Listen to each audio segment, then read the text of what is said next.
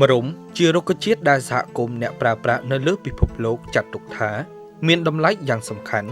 និងបានឲ្យឈ្មោះថាជាដើមទឹកដើមស្ដេចជាដើមរុក្ខជាតិនោះគឺជាស្លឹកមរុំ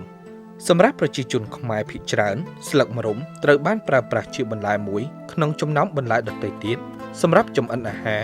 តួយ៉ាងដូចជាសម្លកកូរជាដើម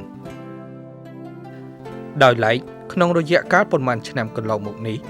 តាមរយៈការស្រាវជ្រាវពីស្ថាប័នរដ្ឋនិងឯកជនក្នុងនោះរួមមានមជ្ឈមណ្ឌលស្រាវជ្រាវនិងបណ្ដុះបណ្ដាលបច្ចេកទេសរបស់ក្រសួងកសិកម្មមរុំត្រូវបានស្រាវជ្រាវរកឃើញថាជារុក្ខជាតិម្យ៉ាងដែលផ្ដល់នូវបរិមាណសារធាតុចិញ្ចឹមសំខាន់ៗដែលចាំបាច់សម្រាប់សុខភាពហើយសារធាតុចិញ្ចឹមដែលរកឃើញនៅក្នុងស្លឹកមរុំ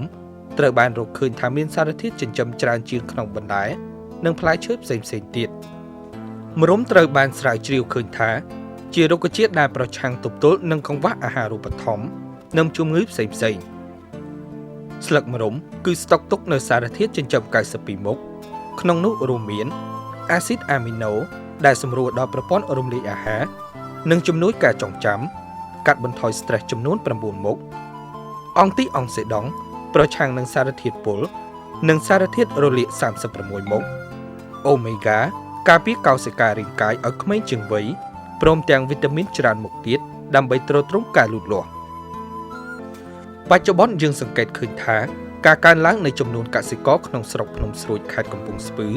កំពុងផ្លាស់ប្ដូរការដាំដុះរបស់ខ្លួនដោយងាកមកដាំដុះរុក្ខជាតិមរុំវិញដែលឲ្យទិន្នផលនិងបរិមាណគួរជាទីពេញចិត្តជាពិសេសដោយសារតម្រូវការបរិមាណមរុំមានការកើនឡើងនៅលើទីផ្សារនិងដើម្បីបង្កើននូវជីវភាពរបស់កសិករឲ្យកើនឡើងថែមមួយកម្រិតទៀតមរុំត្រូវបានគេផលិតទៅជាឱសថនិងជាអាហារបំប៉នជាច្រើនប្រភេទសម្រាប់ទ្រទ្រង់នៅរាងកាយនិងសុខភាពរបស់មនុស្ស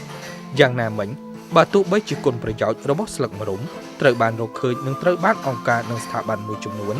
បានកែច្នៃជាផលិតផលផ្សេងៗសម្រាប់ទ្រទ្រង់សុខភាពក៏ដោយ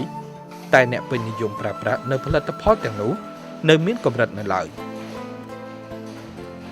តាមរយៈការសំណូមពររបស់អ្នកដាំដំណាំអ្នកផលិតនិងអ្នកប្រើប្រាស់មួយចំនួនគុណប្រយោជន៍នៃស្លឹកមរុំគួរផ្សព្វផ្សាយឲ្យបានទូលំទូលាយដើម្បីឲ្យប្រជាពលរដ្ឋខ្មែរមានការយល់ដឹងកាន់តែច្បាស់លើរុក្ខជាតិដ៏មានប្រយោជន៍មួយនេះ